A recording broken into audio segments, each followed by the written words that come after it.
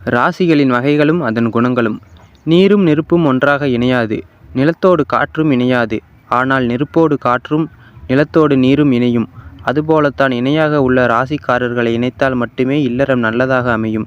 ஜோதிட ரீதியாக 12 ராசிகளில் சில ராசிகளை நெருப்பு ராசி என்றும், சில ராசிகளை நீர் ராசி என்றும், சில ராசிகளை நிலராசி என்றும், சில ராசிகளை காற்று ராசி என்றும் அழைப்பதுண்டு. அந்த வகையில் உங்கள் ராசி எந்த வகையைச் சேர்ந்தது, அதற்கான குணம் என்ன என்பதை பற்றி விரிவாக பார்ப்போம். நெருப்பு ராசிகள். மேசம், சிம்மம், தனுசு ஆகிய 3 ராசிகளையும் நெருப்பு ராசிகள் என்று அழைப்பார். குணம். இந்த ராசியைச் சேர்ந்தவர்கள் அளவுக்கு அதிகமாக கோபப்படுவார்கள். நெருப்பு ராசியாக இருப்பவர்கள் கோபமாகவும், முரட்டுத்தனமாகவும், தைரியமாகவும், தலைமை பதவிகளை வகிப்பவராகவும் இருப்பார்கள். அடுத்ததாக நிலராசிகள். ரிஷபம், கன்னி, மகரம் ஆகிய 3 ராசிகளையும் நிலராசிகள் என்று அழைப்பார்கள். குணங்கள்.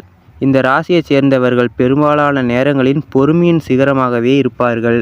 நிலராசியாக இருப்பவர்கள் சாந்தமாக விட்டு கொடுக்கும் குணத்துடனும், அன்பு நிறைந்த மனத்துடனும், ஒழுக்கத்துடனும், பாசத்துடனும் நல்வழியில் செல்பவர்களாக இருப்பார்கள்.